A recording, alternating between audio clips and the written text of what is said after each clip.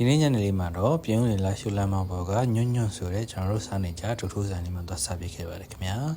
ညွန့်ညွန့်ဆိုင်မှာရနိုင်တဲ့မီနူးလေးတွေဖြစ်ပါတယ်ဒါကတော့ကျွန်တော်ရောက်တိုင်းစားနေကြဖြစ်တဲ့ဝသားထိုးထိုးမှာကော်ပီနန်းနန်းပင်ငရုတ်သီးစိမ်းလေးရဲ့အချင်းရည်လေးရဲ့ဟင်းရည်လေးနဲ့ရောထားတာဖြစ်ပါတယ်ဒါကတော့ဝသားထိုးထိုးပါကျွန်တော်ကတော့ပုံမှန်တိုင်းလေးဆွဲလိုက်ပါဦးမယ်ခင်ဗျာကျွန်တော်စားနေတဲ့ဒုတ်ထိုးရဲ့အရသာလေးကတော့ချင်းချင်းဆက်ဆက်လေးနဲ့တကယ်ကိုစားလို့ကောင်းတဲ့အရသာလေးပါကျွန်တော်ချစ်သူလေးကိုမြည်ဆန်ခိုင်းကြည့်ပေမဲ့သူကတော့မကြိုက်ခဲ့ဘူးဖြစ်ပါတယ်ကောင်းတာပေါ့သူမကြိုက်တော့လဲကျွန်တော်ပူပြီးတော့စားလိုက်ရတာပေါ့နော်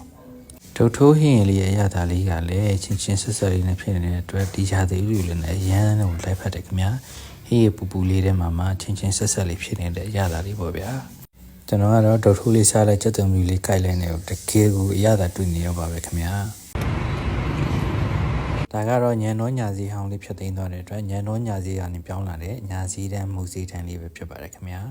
လူတွေကိုစီကားနေတဲ့တပြားကျွန်တော်တို့ကတော့ဒုတ်ထိုးလေးစားတော့ဘိုက်တင်းနေလို့ဆိုပြီးတော့ကားပေါ်ကနေပဲပတ်ပြီးတော့ကြည့်ခဲ့ပါတယ်ခင်ဗျာ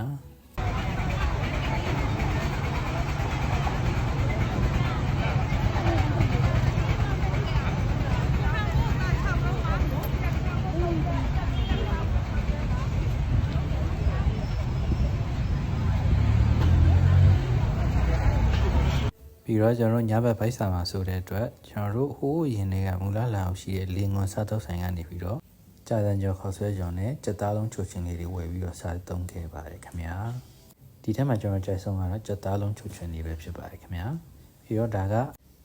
မှပွဲစည်းတန်းလေးရှိဖို့ဆိုပြီးကျွန်တော်တို့ဝင်ခဲ့တဲ့ရေမုံရဲ့မုံလင်များရဲ့ပြီးတော့ဗမာမုံမုတ်တိုင်းချုံလေးရဲ့ပဲဖြစ်ပါတယ်ခင်ဗျာ